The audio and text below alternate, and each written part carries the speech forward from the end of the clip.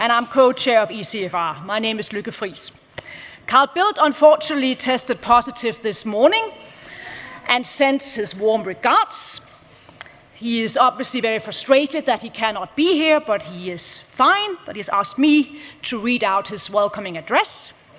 And I guess that puts me in a situation where I can now sort of be able to live my childhood dream to be Carl Bildt of 10 minutes.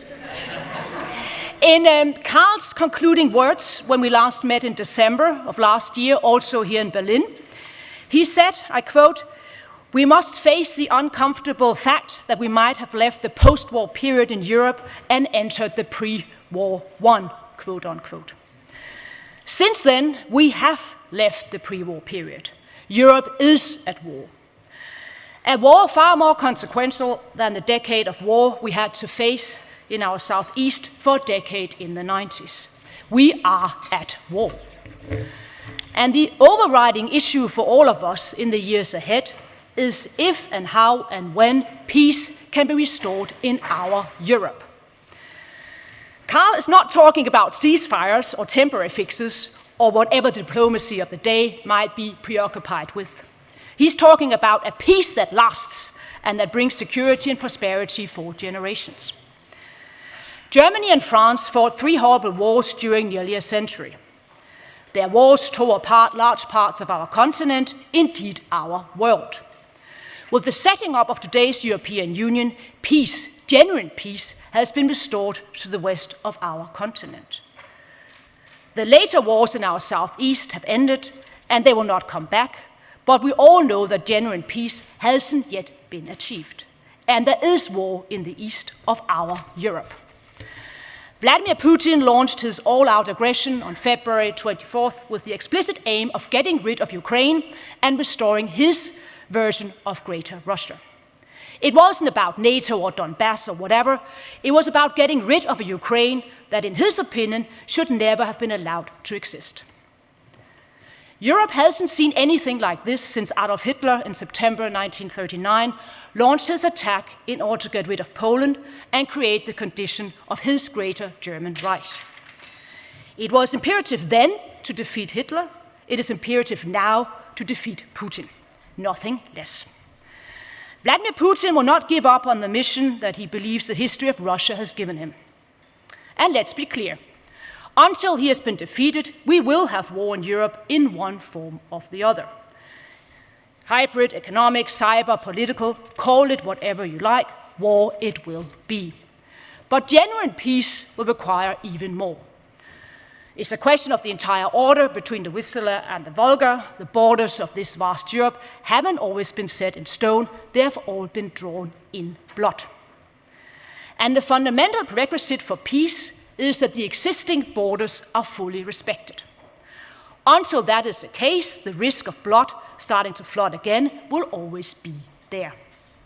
The European Union will in the coming week take the historic decision to welcome coming membership of Ukraine and Moldova in the European Union. It is a commitment of momentous importance. We must rebuild, we must reform, and we must secure this entire vast area of the east of our Europe. And rebuild, reform, and secure must move together. The one without the other will never endure. It's an undertaking for decades. It, of course, relates primarily to Ukraine, but also to Russia. We should always be clear. Our aim is not to defeat Russia, but to defeat the regime of Vladimir Putin. But we must understand that peace will not come to Europe until Russia fully recognizes that its future is to build a nation and not an empire. And that is unlikely to happen until it's clear that we will succeed in rebuilding, reforming, and securing Ukraine. Then we will with joy welcome Russia to the family of European nations that it has now left. Much more will be on the agenda here in the heat of Berlin. ECFR is an important part of the arsenal of free and democratic Europe. Our task is to think hard and deep beyond the issues of the day. Our task is to give guidance and inspiration. Our task is to provide light in a time when darkness is descending.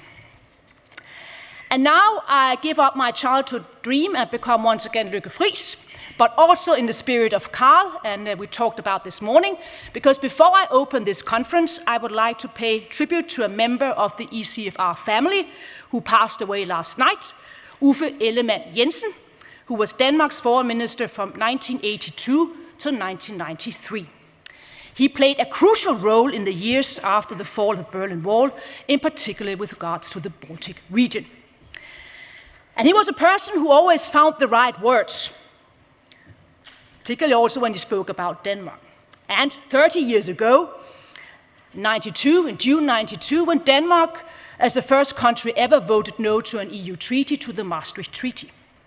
And Uffe, we're very informal in Denmark, we only sort of say see to the Danish Queen, had to go to the European Council meeting in Lisbon. The meeting took place on the very same day as Denmark was playing the final against Germany in the European Championship in football in Sweden. And what did Uffe Ellemann say to his colleagues? If you cannot join them, beat them. And so we did, beating Germany 2-0. And well, maybe this is not the most elegant introduction to our first speaker of the conference, but since he is from Hamburg and a football fan, I'm sure that Herr Wolfgang Schmidt will forgive me. After all, I actually saw on Twitter that you postponed the coalition negotiations back in October, I think, because you were watching St. Pauli. You are Kanzleramtsminister, or as the term is in English, Federal Minister for Special Tasks and Head of the Chancellery. We are extremely grateful that you have decided to spend part of your Sunday with us here in the heat.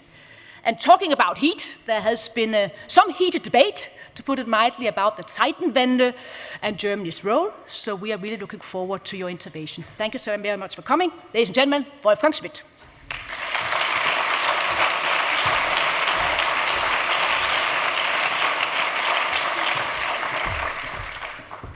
Yeah, thank you very much, Lykke, and all the best, obviously, to Carl. Even though this weather outside does not indicate it, I think it's exactly the perfect time for the ECFR Council meeting. We are ahead of 2 intense weeks for international and European politics. We will have, as all of you are aware, the European Council the end of this week, and then on Sunday, exactly in 1 week time, we will have the G7 summit starting in Schloss Elmau again, and afterwards the travel group will go on to Madrid to be at the NATO summit. And just 2 days ago, the European Commission finally issued their verdict on the question of the membership and the candidate status for Ukraine. So I would say you couldn't have picked a better time, Mark, to bring together all these brilliant people to talk about Europe's future and what Zeitenwende actually does mean. And I was asked to contribute a little bit from the German government's perspective, and I'm trying to do that. When we discussed the Chancellor's speech in the 2 days ahead of the 27th of February of 2022, it was pretty clear that something big is going on with the invasion of Ukraine by Putin's army. And so we came up with the term that the Munich Security Conference and many others had used, Zeitenwende, the watershed moment, because it was very obvious that this was such a watershed moment for Europe, but also for the world. And Olaf Scholz put it that way, saying that the world afterwards will no longer be the same as the world before. And we might have different opinions on the world before, what was right, what was wrong, what we should have been doing, or whatever. But the interesting question now, obviously, is what would the world afterwards look like, the today and the future. And in a nutshell, I think the question is whether power is allowed to prevail over the law, and Putin has tried to doing that, and he turned back the clock to the 19th century in his idea of the age of great powers, and we are looking for ways to counter that and to make sure that he will not prevail. At the same time, I think all of us that are discussing the consequences of that Zeitenwende are pretty aware that this is not a static thing, and this is a dynamic situation, and we are still trying to find out what this really means and what consequences should be drawn. And so I will mention on 3 dimensions some of the conclusions I think need to be drawn and stuff that is going on. And this is pretty much related to the activities that we will see within these next 2 weeks. And this is NATO, the European Union, and the G7. So NATO, obviously, we are looking forward to the summit, and we hope that not only a very good strategic concept will be adopted, but we will see progress on the application of Finland and Sweden to become members of NATO. And when we talk about NATO, we need to make sure that NATO is able and capable to meet the challenges of the future. For Germany, that it does mean, and Olaf Scholz mentioned that when he visited also the NATO troops in Lithuania, that we're going to be active, we're going to deploy more troops to ensure that the NATO eastern flank is secured and that nobody, and Russia has no possibility of invading NATO territory.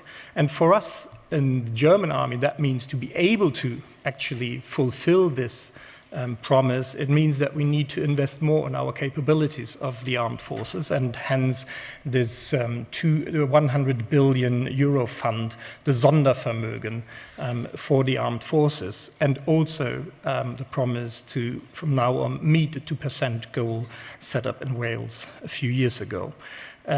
We see that we need to update our armed forces and that we need to invest in our capabilities. And I will come back to that later when we discuss weapons for Ukraine, obviously. Maybe one last remark on NATO, and that is NATO's relation and our relation with Russia. If you look back at the old strategic concept from 2010, you would still read that there is partnership with Russia foreseen. And I don't think that this is something that we will see in the foreseeable future, because today's Russia obviously is an aggressive and imperialistic state and not a partner. So I'm very sure that there will not be going back to the past in our relations with Russia. And for us, it means that Russia will not be a reliable partner, that we need to make sure that we have our defense capacities and capabilities, but also that we become independent from Russian fossil fuels, be it gas or be it oil or coal, as we already did. So we need to build alternative sources for our energy supply. For the European Union, I think Zeitenwende is both a challenge and an opportunity. The challenge probably consists in strengthening the sovereignty of the European Union sustainably and permanently. And the opportunity probably lies in preserving the united front that we have demonstrated in recent weeks and months in agreeing until now the 6 sanction packages. And we all know how difficult that can be at times, and some of the 4 ministers who were actively involved in that endeavor will be on stage later on. When you look from the German perspective of the European Union, we always made sure to say the most important national interest of Germany is indeed the European Union. So instead of asking what member states can extract from Brussels for their own country, the question needs to be, what is the best decision for the Union? And that is typically Germany's role, try to make sure that there is compromise and that there is a common point of view.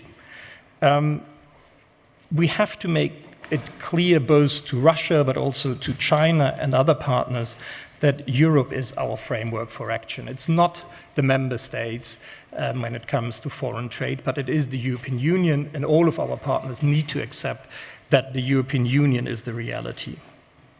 And when we talk about the European Union, obviously there's 2 dimensions, or maybe 3, that we need to discuss.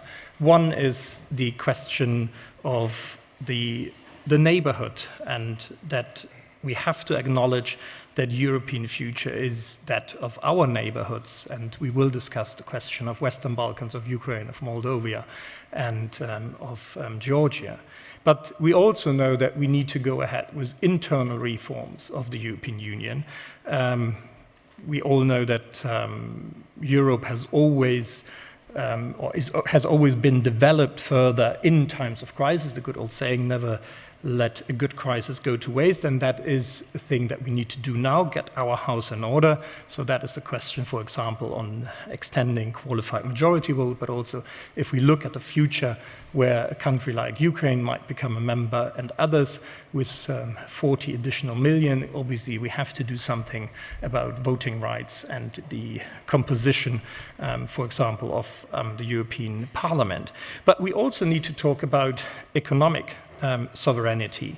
And this, I think, is a big challenge in these days, not only in regard to our reliance on global supply chains that we witnessed during the times of COVID, but also on the export dependency and now the growing pains of the euro area that we see, for example, when it comes to the questions of the legitimacy of the ECB and its decisions over the fights over fiscal policy that we see upcoming. So a lot of stuff to do.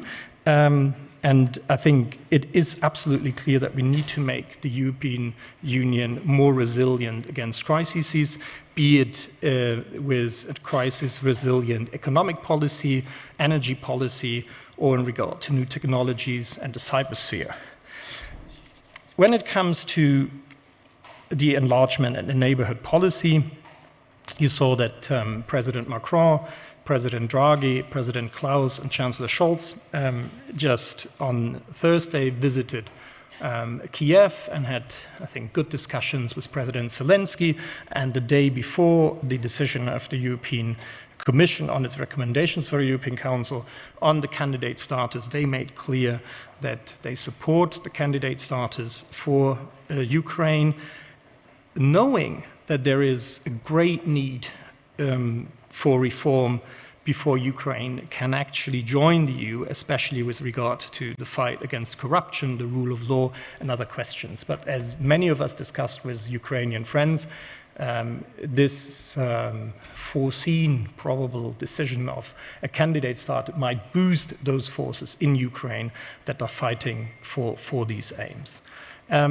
For us, for the government, for Olaf Scholz, it is very important that by talking about Ukraine, we should not forget the promises that were made on the countries of the Western Balkans. So for us, it is very important that the Western Balkan countries will become members of the European Union and that we double down on our efforts in supporting them. And I'm pretty sure that you, over the course of the next 2 days, will discuss about Germany's support for Ukraine and whether it is enough. And I see many faces that have already raised that question. So maybe from my side, also some remarks on that. And I think what Scholz discussed in this train trip with Draghi and Macron was exactly the same that others discussed in our talks with the friends, for example, in Washington. So I was a few weeks back with the Munich Security Conference in Washington, took the time and the opportunity to take with many colleagues in the White House. And when we discussed about the situation in Ukraine, also the question of weapons delivery, it was exactly the same discussions that we are having internally that they are having at the White House, and it is exactly the same conclusions that they come to, the ones that we are having. So I would really say that there is a lot of coordination and we are absolutely in sync. So I do not see that Germany is lagging behind. We are indeed lagging behind when it comes to the capabilities that we have, and that has something to do with the need of investing 100 billion euro in our armed forces, because other than the US, we can't just open a drawer and take out some artillery, howitzers, and other stuff and send it to Ukraine. Our shelves are pretty empty, and that is something we need to change. So just to give you an example, part of the need for investment for our armed forces is that we need to spend 20 billion euro on ammunition. This 20 billion euro on ammunition will mean that we will be able to fulfill the NATO criteria when it comes to the NATO capabilities. What does NATO capabilities mean? It means we can withstand a full attack for 12 days. So We need 20 billion euro from Germany just to have the ammunition to be able to meet that goal. And this 20 million obviously is something that is really needed. And if you talk with the generals at the armed forces, they made pretty clear that it is very difficult for us to just take weapons out of the stocks of the armed forces. Olaf Scholz made it in public also clear what kind of principles are guiding our policies towards Ukraine. And I just will repeat these 4 guiding principles because sometimes they tend to be forgotten. The first one is no Germany going alone efforts. And whatever we do it in close coordination with our partners in the alliance, both in Europe and in NATO. The second thing is, in everything we do, we ensure that we maintain our capacity to defend ourselves and our allies. And that has something to do with what I mentioned, the capacities and capabilities of our armed forces. It's not that we just can afford to send stock from the Bundeswehr without risking the capability to defend NATO territory, for example, in the Balticum. The third thing, and this goes for sanctions, we will only do this and do everything that inflict more damage on Russia than on ourselves, and that is the question, for example, on gas, and gas obviously has an international dimension, and Timothy and I already argued about that a little bit, but it also has an ecological dimension. If 157 BCM from Russia were to be blown into the sky, then we can forget about the 2% goal, actually, a 2-degree goal, actually. And fourthly, we will not take any decision that makes NATO a partner or party to the war. And this obviously is not a predefined line. Nobody knows when it starts. We all know, okay, if we were to engage directly with German or allied troops, but then it is a blurred line. And so far, NATO partners are coordinating very closely and trying to make sure that we are not crossing that line, but within that borders, making sure that Ukraine can defend itself and can withstand the Russian aggression. And that is why we indeed support Ukraine with the weapons, both from stocks of the armed forces, the Bundeswehr, but also from what the industry has to offer. And we even made it possible that some of contracts that were done with other countries were switched towards Ukraine, and that is true, for example, for the air defense system IRIS-T.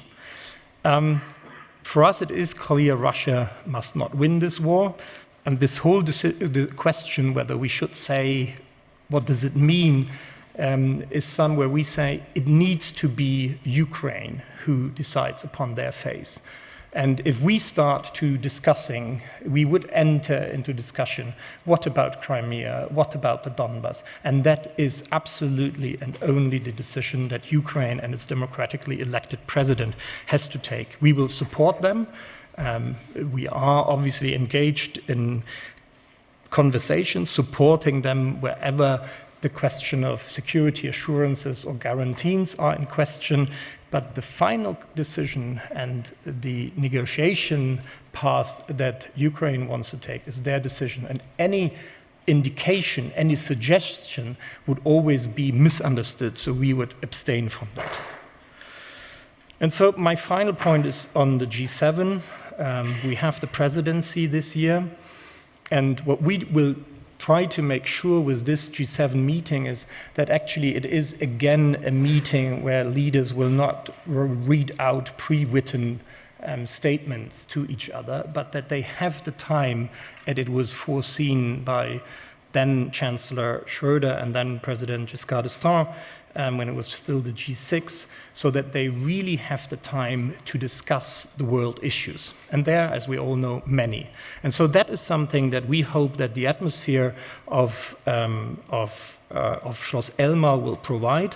there is the discussion about the state of the world economy, that there is the discussion about climate, that there is the discussion on food security, that there is the discussion about democracies, that we talk about investments and how to deal with the challenge of China, but also to talk about, obviously, Ukraine. And that is why Olaf Scholz invited the Ukrainian president. He will attend, obviously, virtually, but he also invited 5 other countries, because what we all see when we talk outside Europe and outside the alliance is that the perception of that war and the perception what is going on and the perception what Zeitenwende means is very different even in traditional partners of ours. So that is why we invited Indonesia as the G20 presidency, India as the upcoming G20 presidency, South Africa, Senegal as the presidency of the African Union, and Argentina as president of CEPAL.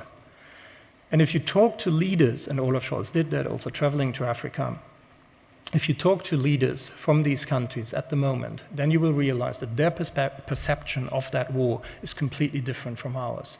They might say, yes, we are not okay with a country invading another and shifting borders. But, and there comes the big but, it is your sanctions that drive up food prices and energy prices and have a devastating effect on our population. And so it is absolutely key that we engage with our partners and make it clear that we don't want to split the world into a G7 on the one side and the BRICS plus on the other side. And that is what China and Russia are doing at the moment. They're trying to expand the BRICS world to other countries that abstained in the General Assembly's vote on Ukraine. So I think that is one of the biggest challenges for the G7, to make sure that we have an engaged discussion, and hence I'm a bit skeptic when we talk about this dichotomy, autocracies versus democracies. I'm not so sure whether this is helpful. Maybe we should stick to those who like the rule of law and work in favor for multilateral order, and maybe then we can expand the circle of friends across and above the G7. So that's what I think is a quick remark on these 3 elements what we see for the next days and weeks. I think for Germany, we are at the moment in a learning process. Other countries would probably say, welcome to our world, like the US. For us, it is relatively new, and we have discussed that in the past several times at the Munich Security Conference, that people are looking at us and demanding leadership. But we also know, and the US can say or can tell a long story about that, that if you are asked to lead, probably there's always those who attack you for being too fast and too much involved, and others would say you're too slow and not doing enough. Colin Powell, the late Colin Powell, once said this: being responsible sometimes means pissing people off. So I think we are in a pretty good way of doing that. Thanks a lot.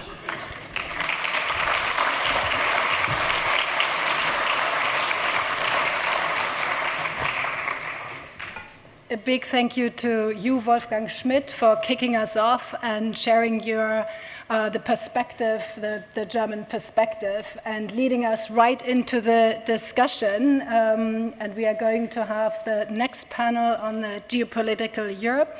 But before we go there, let me just briefly introduce myself. My name is Anna Kuchenbecker. I'm Senior Director for Strategic Partnerships at ECFR, and I want to extend a warm welcome to everybody. Thank you so much for making the time on such a hot Sunday here in Berlin. I promise it will be cooler tomorrow. I would be happy to announce where the showers are located, but unfortunately there are none of them here in this building.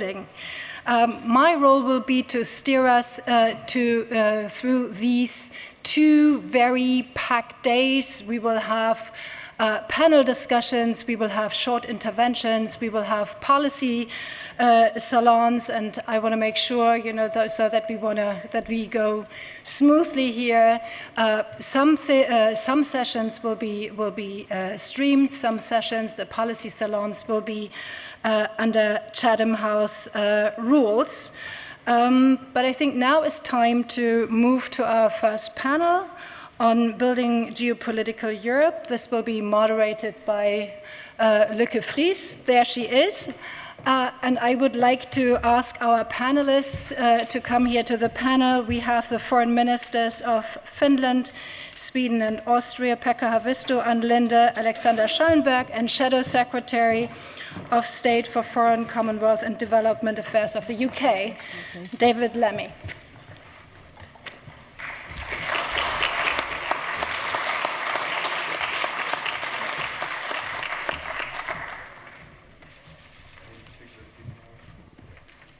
Complete flexibility. Gradual integration, as some would say. Thank you very much for this great intervention by Wolfgang Schmidt. While you spoke, I thought a little about a theme song for this panel and also for this conference. The Heat is On by Glenn Frey, I think, would be a very good sort of song, because it's very hot up here, also down there, but also, I mean, obviously at the political sort of level, it's very hot. We have here a wonderful panel. I have three foreign ministers: Ann Linde from Sweden, Alexander Schallenberg from Austria, and we have our Finnish foreign minister, Pekka Haavisto, and we have one shadow secretary for Foreign and Commonwealth and Development Affairs, David Lammy. So let's give him a big hand of applause.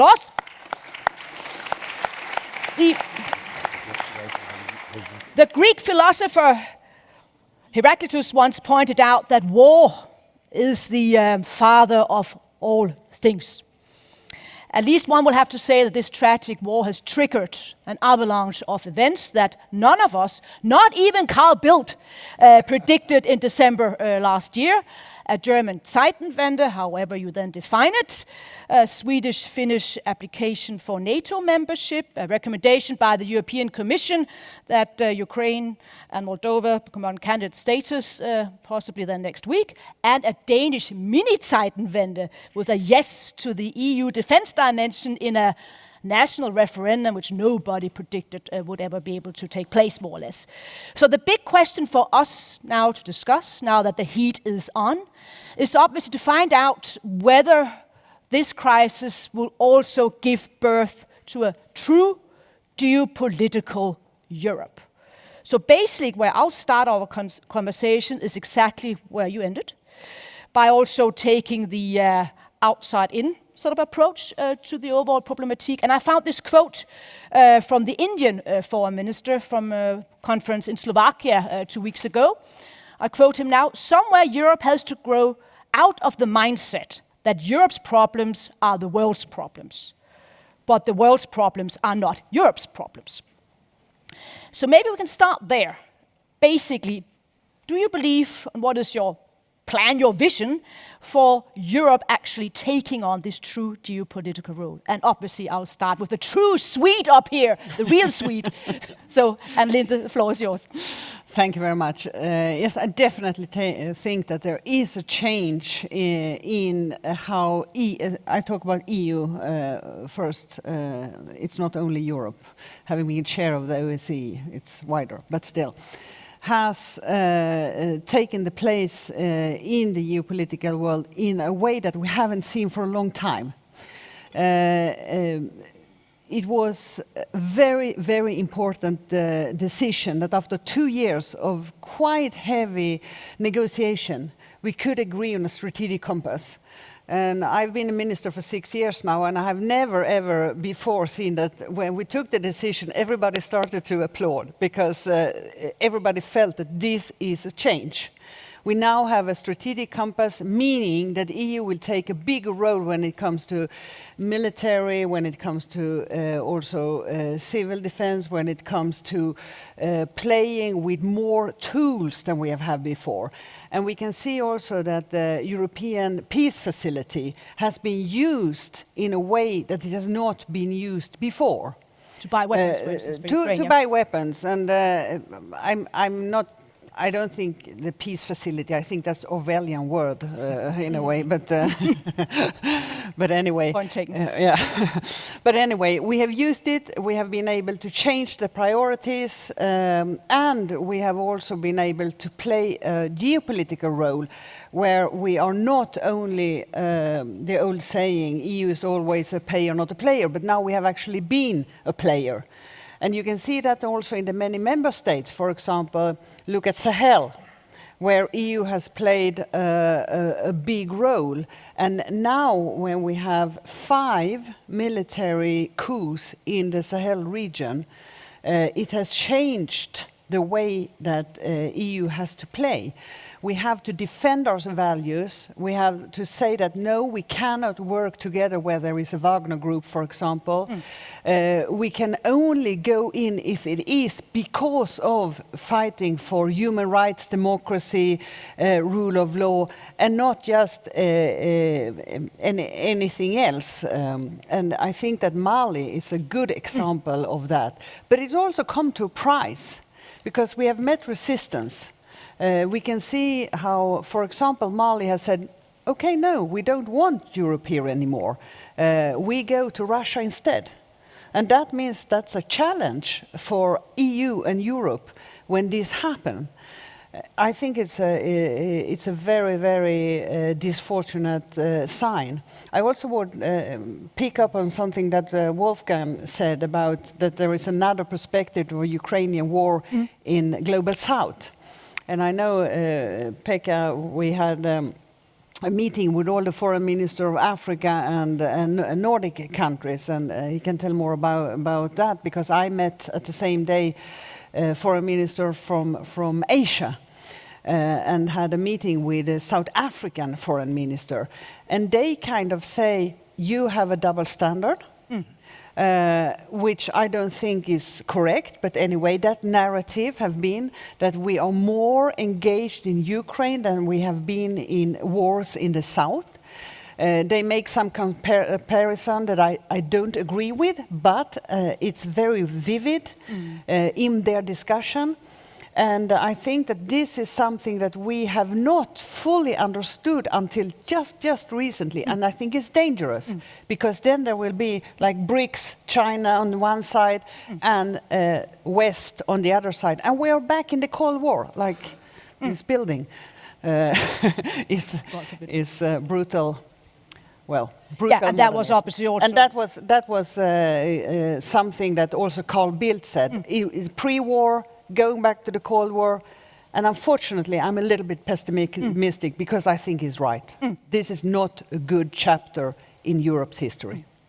Let's go to David. I mean, obviously outside looking in would be Britain, but not when we're talking about Europe, because you are definitely very much part of Europe, I mean, as Britain. How do you look upon this challenge now of Europe developing into a true geopolitical actor?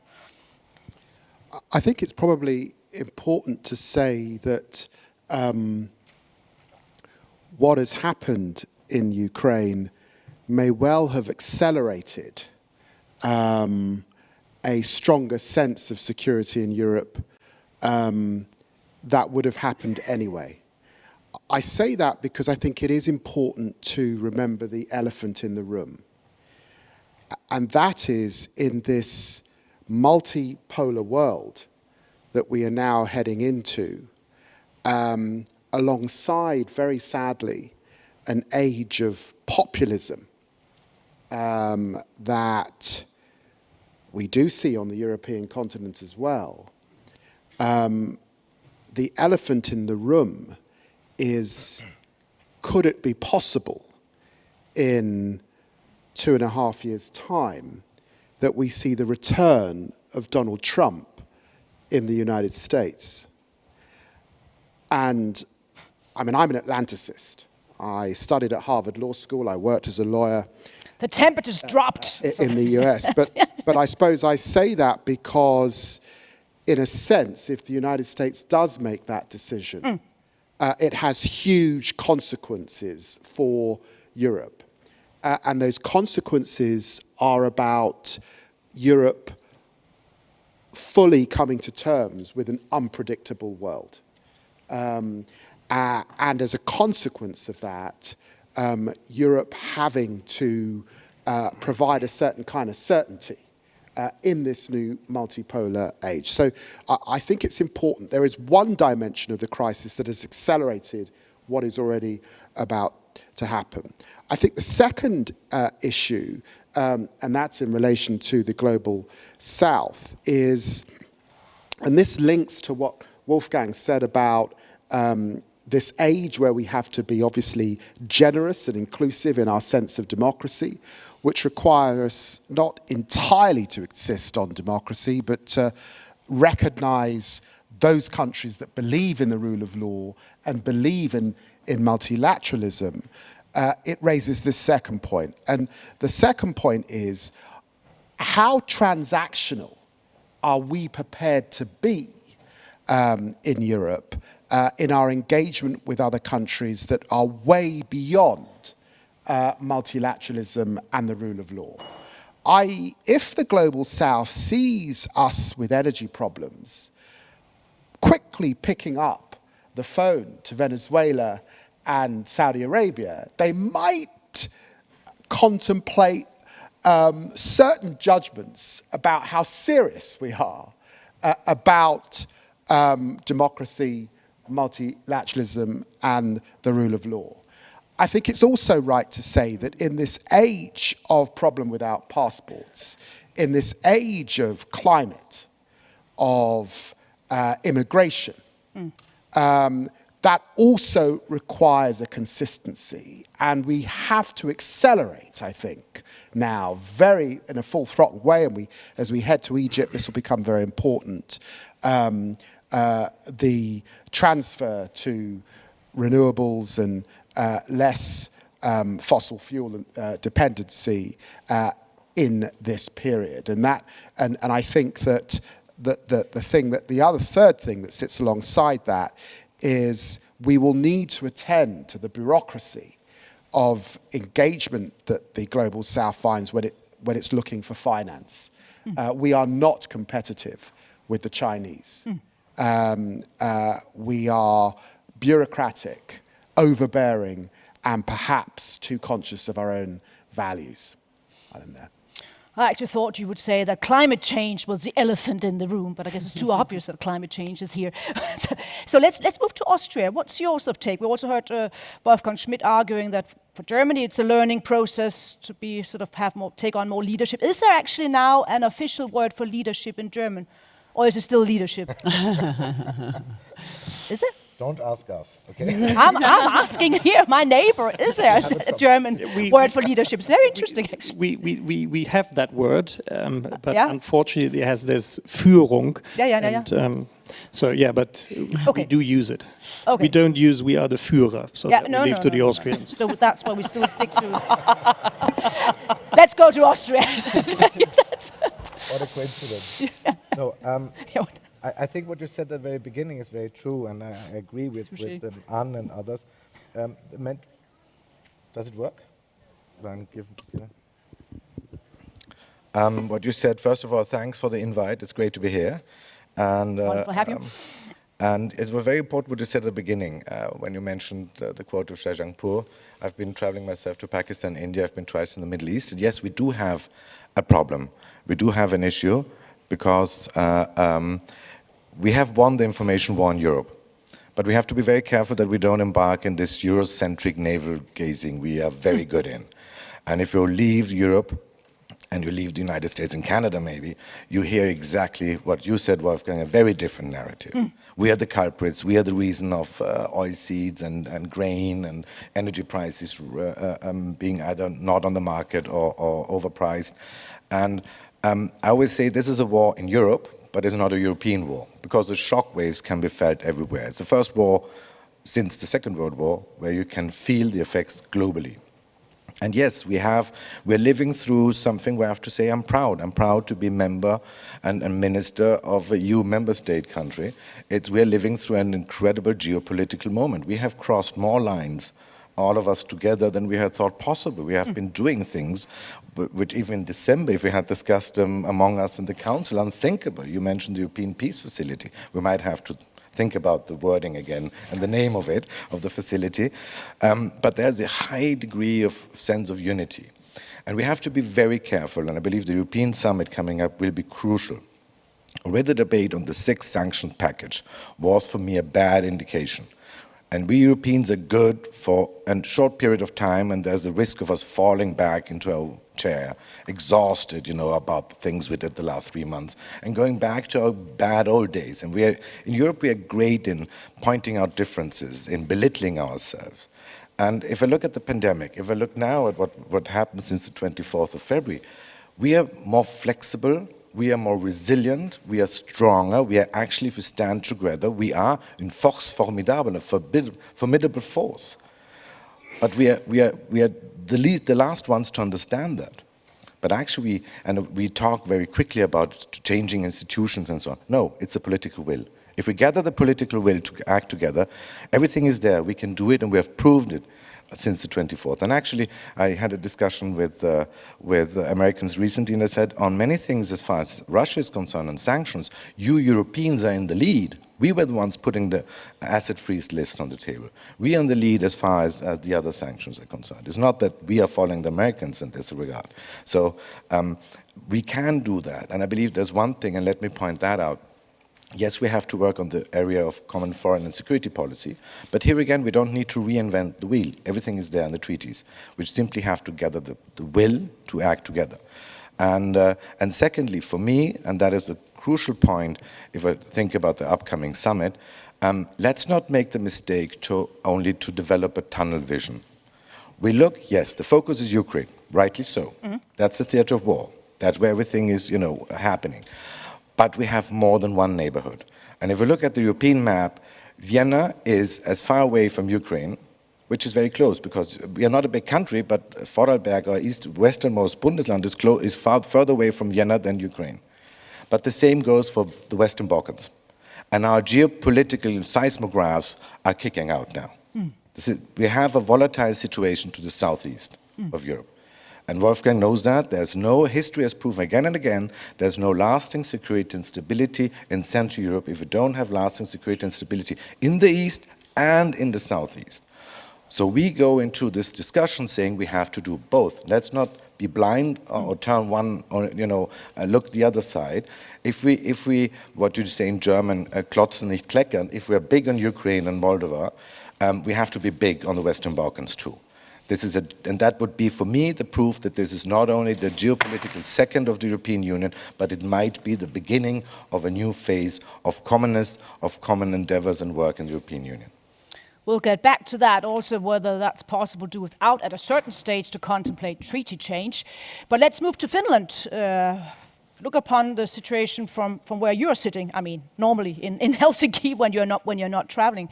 This is a geopolitical moment. But do you see that moment, is there danger now? Also, you mentioned, Wolfgang Schmidt mentioned the 6th sanctions package. Well, we agreed upon that, but it took a very long time and so forth. Do you see now also tension developing between the European member states? The ECFR just did an opinion poll which came out this week, as far as I remember, and there you could see that there was some tension also between various member states and also internal in member state countries. Floor is yours. First, greetings from Lapland, Sodankylä. Midnight Sun movie festival. I was there yesterday. Woo! Yeah. Different temperature, different temperature. And how hot was it? More mosquitoes than here. But lovely European movies. And people actually, when you discuss there in the midnight about the politics. The movie festival, I want to go there. People ask, did those who witnessed the beginning of the Second World War knew that it was the Second World War? Or when did they realize where we are? And actually, that was a quite clever question. And I want to actually continue from what Wolfgang and Anne mentioned. We had 20 African ministers 1 week ago in Helsinki. And we faced a lot of criticisms on this Eurocentrism, double standards. Minister from South Africa saying, look, it's better that we stay neutral on this conflict between NATO and Russia. NATO and Russia, she said. we said, well, when you had apartheid, we didn't stay neutral.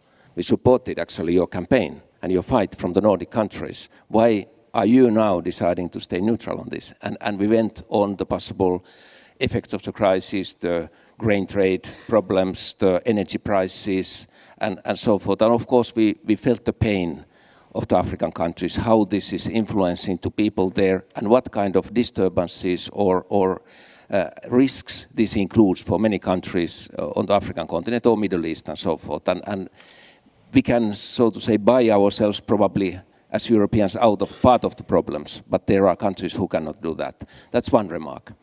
Second remark is the European security architecture. I'm thinking it's collapsed. What we created in Helsinki Final Act 1975, of course, the main purpose was to prevent wars in Europe. We couldn't do that. And actually many countries have come many governments have come to Europe to learn about the OSCE process and our peaceful processes since 1975. And now we have lost a little bit the ball, how to continue from that. The big question, for example, what kind of security guarantees and who can give to Ukraine when possible peace process there? We don't have actually an answer. How that could be arranged in a case when 2 Minsk agreements were not followed by Russia, when Ukraine gave out its nuclear weapons, and facing now this kind of situation. We have to create something new, and we are just in the beginning of creating that new issue. And then maybe finally, what concerns us and what triggered also our decision to put the NATO application in was this, speak about the unconventional weapons, like they are everyday weapons, nuclear weapons, chemical weapons, and so forth. And it's not only in the leadership of Russia, but you can go to the cafeterias in St. Petersburg or Moscow, and people are asking, why are we hit by these Ukrainians when we have weapons to fight? Why don't we use those weapons? And this kind of atmosphere is putting us, of course, in a totally new questions and totally new risks. Thank you. And now that you mentioned the movie festival, I mean, obviously that we have a Swede on the panel, we have to mention Pippi Longstocking, because just this week it was the anniversary of Astrid Lindgren's famous book about Pippi Longstocking. And she once said, how can I know that when I never tried? And that's actually a pretty good sort of sentence also for the European Union, because what we have to do now is that we have to be able to tackle so many crises at the same time. Food crisis, climate crisis, Ukraine, you can mention several other crises. And are we actually able to do that? Or do you now see that, for instance, climate change, well, yes, now we're debating it because it's very hot here, but how high is climate change actually on the agenda? Again, the ECFR poll that just came out this week, when you ask sort of Europeans, well, do you want to become independent of Russian fossil fuel, even if it means that we have to import more coal? Then you have a majority saying, well, then it's okay to import more coal. How do we tackle these crises at the same time? Please be my Pippi Longstocking. We're doing it, and I think especially on the fossil question and climate change, Christian Lindner, our finance minister, in that debate on the 27th of February, he introduced a word I liked and a term, and he said it's about freedom energy. Freiheitsenergie. So it's not only about fighting climate change, but nowadays it's about becoming more independent from Russia and diversify the sources of our energy. And obviously, on the medium and long term, it will all be renewables. But for a short time, as a bridging technology, we always said we are dependent on gas, and in the past it was Russian pipeline gas, and now it needs to be substituted by LNG, and hence we build up LNG terminals and finding other ways of importing and sources for LNG. But it's pretty clear, and we can see that in our internal processes in Germany, speeding up planning for renewables is taking place, and the war that Russia launched against Ukraine made it pretty clear to the last person, even people that were critical whether we should speed up these processes, that there's another argument now in favor. So, and you can see that at the G7 as well. We are discussing climate change. We talk about our way to the COP27 and the 100 billion promise that the industrialized world made. Rather old promise, I have to remind you. Rather old promise from Paris, but still yet not fulfilled. fulfilled. And then there's this idea of a climate club. That has something to do with regions not fighting each other on carbon border adjustment mechanisms to prevent carbon leakage. But there's also an element of partnership and transition partnerships, for example, between Germany and South Africa. So it is big on the agenda also of the G7. And I think that is the challenge of the time, not to only be a serial politician that focuses only at one crisis at a time, but to embrace the complexity of the situation and deal with the different topics at hand at the same time.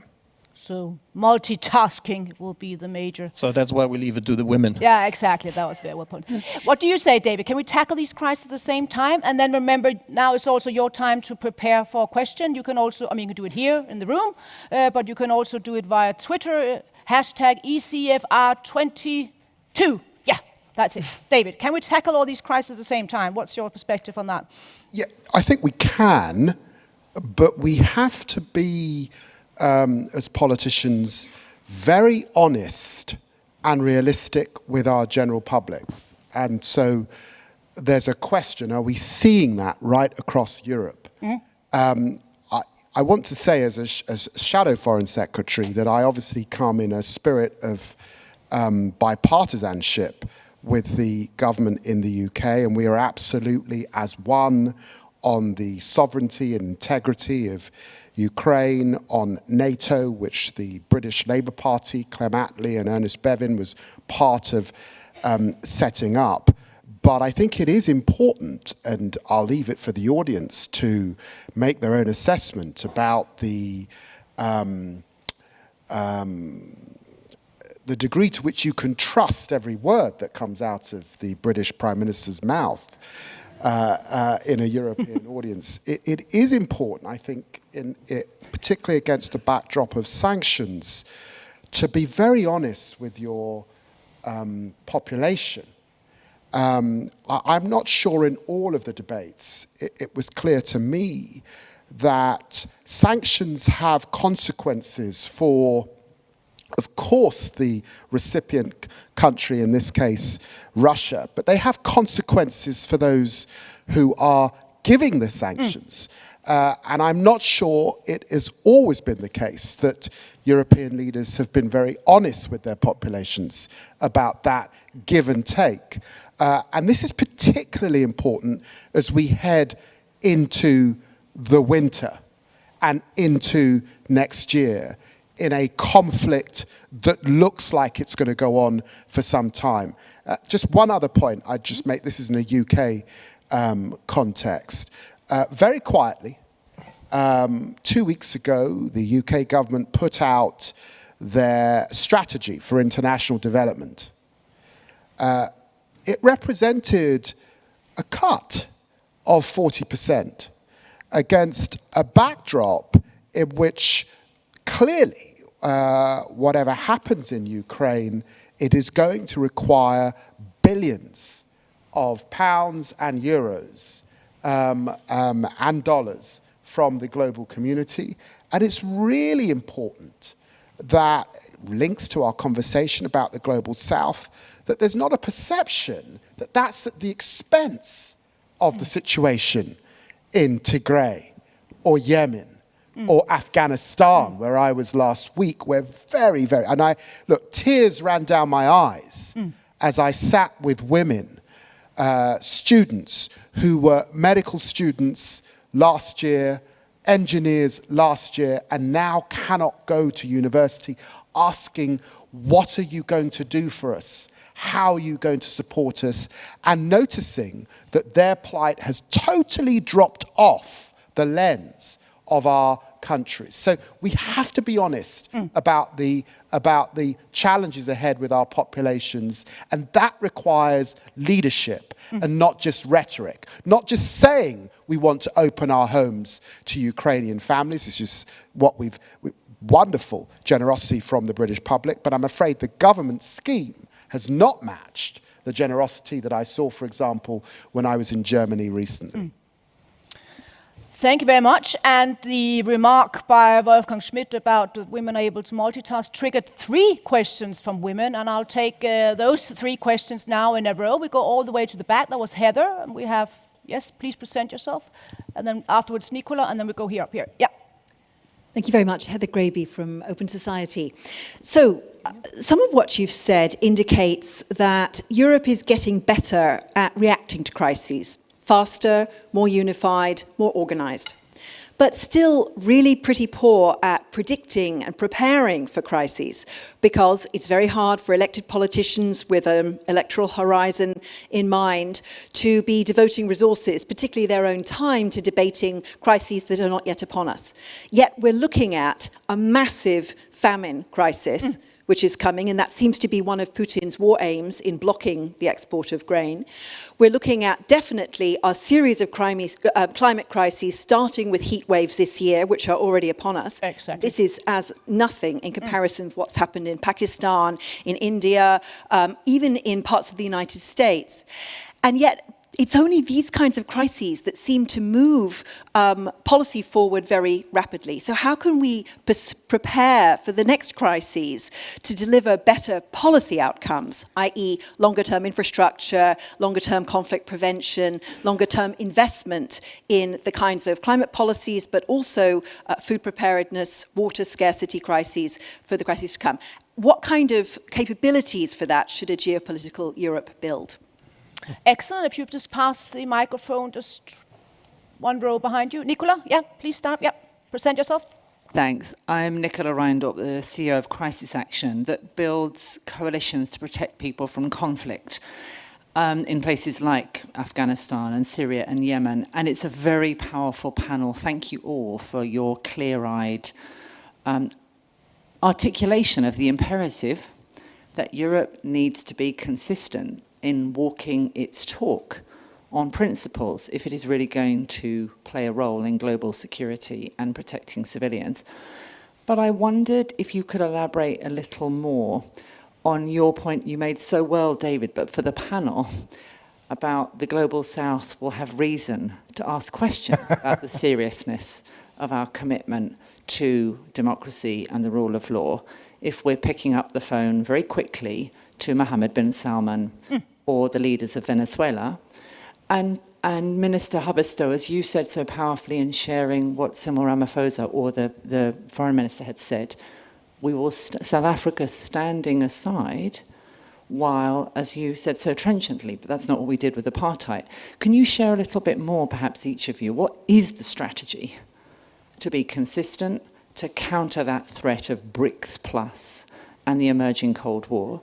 And what can those of us in this room to help achieve that, particularly in roping in, and there are a lot of Atlanticists in this room, roping in the United States in that effort, where it looks like a Joe Biden that came into office prioritizing stopping the flow of weapons to Yemen from the United States, is now shortly going off to Riyadh to go and meet with Mohammed bin Salman. Now we've got an energy crisis.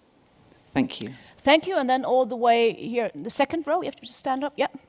And I think the last point just clearly confirmed your point about not dividing the world into autocracies and democracies. That's very clear if Joe Biden is going to Saudi Arabia. Yeah, please. Thank you very much. Katarina Materno, I'm Deputy Director General for Neighborhood and Enlargement in the European Commission, and also for the last 2 years, the head of the support group for Ukraine. One comment, one question to Mr. Schmidt. The comment, you all spoke about Russia as military aggressor, Russia as somebody who's causing world hunger by blocking grain exports, and Russia that has used energy supplies as a weapon. The one issue that was not addressed, even if we are talking about the very different perception of the war in the Global South, is the information warfare and the disinformation and the narratives and the false narratives that the Russians are very good at. We all suffer, all of our countries, from it. And so I wonder, are we ready to start doing something about it? Because in the first weeks of the war, and our East Stratcom task force checked that and documented it very carefully. They, on the information side, they knew they lost Europe and the United States in terms of the information. So they concentrated on Asia, Latin America, and Africa. And we have done nothing about that. So I wonder whether there is a lesson from it. And the same way they, and the narratives are coming back, they have been very, very, very good over the last 10 years to plant and cultivate the narrative on Ukraine. We all, and as we were drafting the opinions for membership application, we are fighting with the narrative that is still so strongly embedded in the administrations of our member states. Oh, Russia is, oh, Ukraine is so corrupt, it's practically a failed state. Well, it wouldn't function this way if it indeed was so. So we are a little bit even behind what the population think, that are discovering different Ukraine. So I was wondering whether you could comment on the information warfare side of things. And a concrete question to Mr. Schmidt. You kindly talked about the struggles with asserting leadership, and the linguistic part of it is, I'm sure, one of the reasons why it continues to be a struggle on weapons delivery and support for Ukraine politically. But the one issue that is really very, very decisive right now, apart from weapons, is actually keeping Ukraine macroeconomically stable. And a month ago in the Commission, we said we are going to lead on reconstruction, we are going to give up to 9 billion euros, and that even has not been possible, while the US Congress already approved it and US disbursed substantial amounts. So I wonder what to make out of your silence on the fact that it's going to be much, much cheaper for the West to help them with the 5 billion euros they need a month until the war ends, than if the country goes into hyperinflation, starts printing hryvnia, monetary financing, and has an economic meltdown in addition to the war. Thank you. Excellent. So basically, we have a number of points here to discuss. We have the questions about what kind of capabilities do we need in order to create this geopolitical Europe. We have a question about what's the strategy actually in order to avoid this new Cold War. We have a question on information warfare and also specifically on Ukraine with regards to the macroeconomic stability. I think you wanted to start, right? Yeah, there are so many issues we can take. You can multitask, I'm pretty sure. Prove it. Yeah. No, but the first question about what I think is interesting, how do we foresee what's happening, and how do we prepare for that? And I think this is one of the key issues that is the most difficult to answer to. I started in our government office in 1988-89, and I've been to many different ministries. And always there has been some kind of an analytic department, and they should see long-term what's coming up and what are the near crisis and so on. Then you suddenly find yourself as a state secretary or a minister, you have no time really to read all those reports and to see the next step, because you are so filled up with trying to really do the matter of the day. And that is a problem that I have struggled with for a long time, and I think it's very difficult to find it. One thing I think we have done in EU that is good is that we have kind of started to work a little bit, it's just in the cradle, with a division of labor, which we did not have before. So I think all the three of us are showing this, and that means that when it comes to Yemen, I'm still the only EU minister who has been there full-time in the country since the war was there, and I've been there twice. Now we have 150 Yemenites in Stockholm trying to put the conflict closer to a solution. I could speak on behalf of, or there is something other than behalf of the High Representative. you could speak of you went to the Horn of Africa and you went to Southern Caucasus. And that was so difficult in the beginning because kind of we were letting some other, why is he going to talk about Southern Caucasus for all of us? Why am I going to speak of Yemen for all of us? But it has been so good. So now I think we have a consensus. This is the way that EU really should continue to work. And I think it's more important than people understand that we actually have agreed upon this. The other thing is that a lot of questions, but I just want to say we should not forget to take the climate issue, as we said, but also the question of gender and women, peace and security. We can see now in the French election, the young people has not voted in the same as the rest. In Germany, I mean, the Christian Democratic Party has said that it should be 50% women from from the region and upwards because they cannot reach women and youth. And I think if we that are in the decisive position don't understand that these are major issues that we need to tackle, how do we get the young generation to understand that it's taken seriously, the climate crisis, the gender crisis, the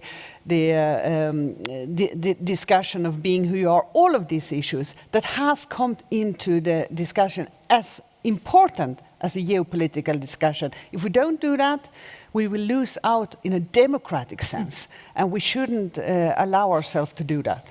And elections tonight in France, yeah? Okay, no. Take any of the questions that you'd like to take. I believe, because we were asked how come we are so bad at preparing for crises. Yeah. And I believe, to a certain degree, it's a question of mindset. Because we have started off to becoming more geopolitical. What did we say on Russia? We said on Russia to engage, to constrain, and to push back. That was a common European language. On China, we said partner, rival, and systemic challenger. So we found the words. We started to understand it intellectually, that the world is challenging, but we're still victims of our only, I would say, wishful thinking, that somehow our way of life, because we so much believe in it, that it will somehow, via osmosis, lead other countries to get closer to us, to adopt our standards. And to a certain degree, we might have believed in Francis Fukuyama that our system is to prevail in the long run. And now it's a hangover phase. It's the holidays from history are over.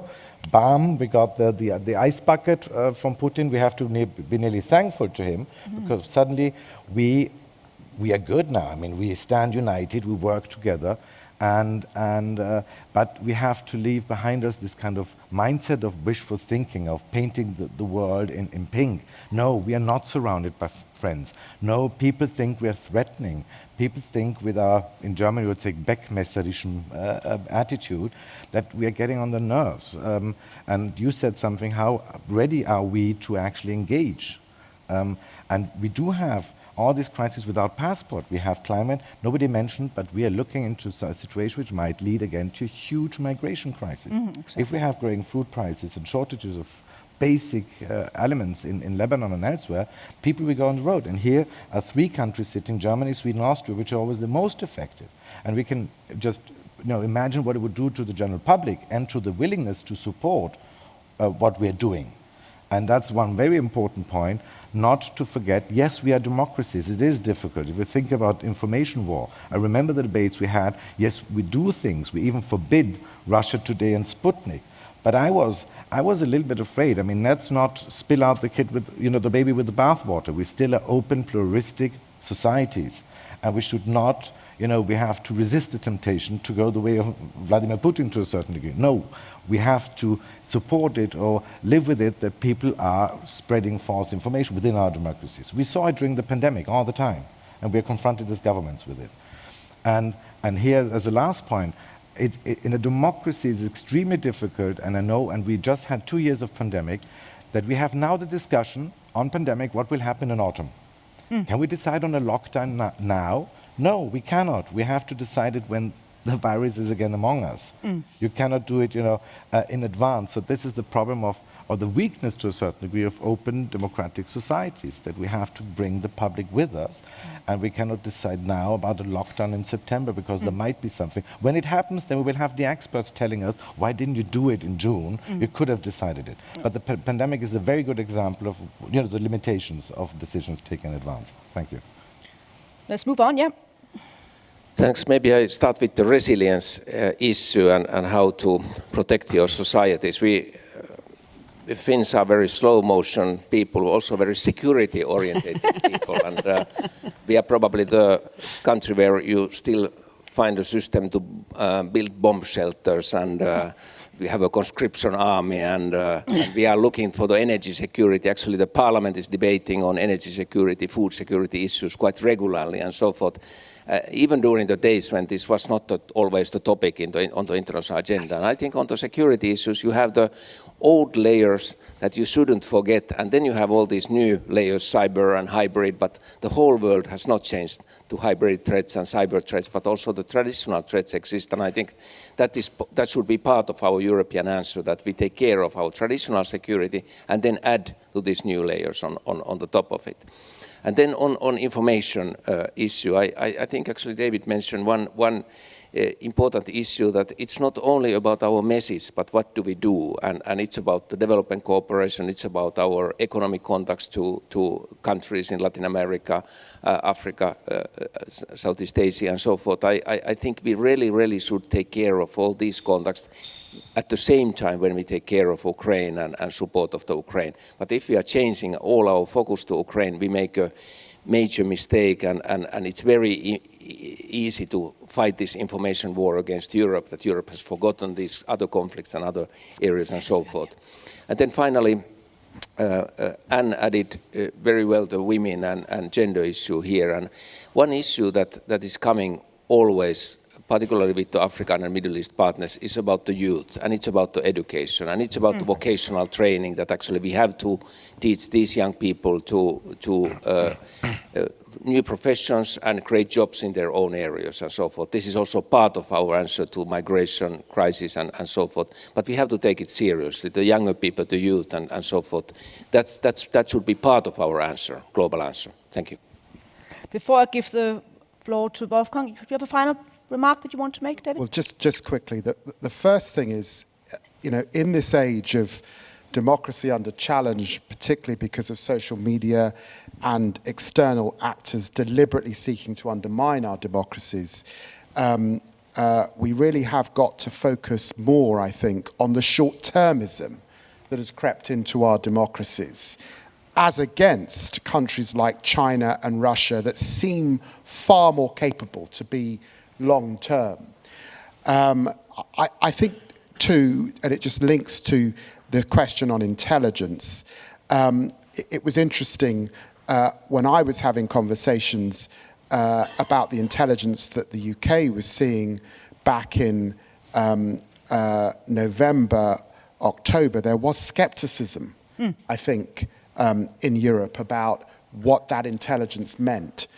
This is against a backdrop where clearly the UK must take some responsibility for a very, very poor exit from Afghanistan. We could go back, of course, to the Iraq War. I mention those things because, again, sober assessment of intelligence failures is really important as you're planning forward. And just on the pandemic, it doesn't behove us well here in Europe, where people are on their third, fourth booster, when there are parts of the global south, significant parts of the global south, more than 3/4 of populations of some countries that haven't even had their first vaccination. One, it's not in our self-interest that that's the situation, because it means that the pandemic can turn into, or the variants can turn into something else. And two, it comes back to, can you judge these people on their word? Because in October, November, this was important, but come the spring, it felt less important, and we're left to our own devices. Thank you much. There were two sort of specific questions here, one on basically information warfare and one on the macroeconomic stability situation in Ukraine. But maybe I answer also on the walking You are more than welcome. I think part of it is what we are doing, and we need to do more. So one is 430 million alone from Germany for this, what we established, the Global Alliance on Food Security, together with IMF and the World Bank, and that will be something on the G7. And others need to come up and pledge as well, so that we have the funds to finance the World Food Programme, for example.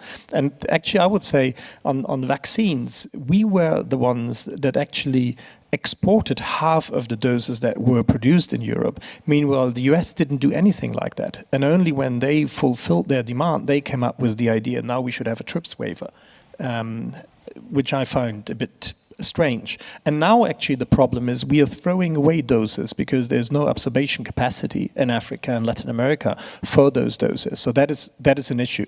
But if you look at what we did with Act A and COVAX in financing vaccine solidarity and also justice, I think we did our part. We were not fast enough, but that was a problem that all of us had.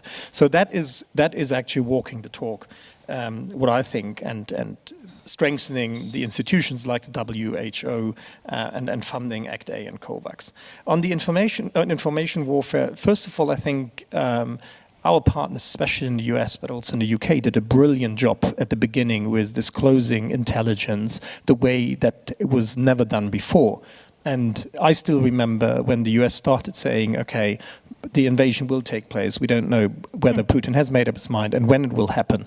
And then they came up with concrete dates, 16th of February, 22nd of February, and many were in disbelief. I still remember when we were at Wolfgang's invitation in Munich altogether, I would say 95% of the attendees of the Munich Security Conference still couldn't believe, including President Zelensky, what would happen 6 days later. And that's about the strategic foresight, and that was even a black swan, that was a white swan, I would say, visible. And we couldn't, many of us couldn't see it or wouldn't believe it. So we put this question of disinformation and how democracies can resist on the agenda of the G7.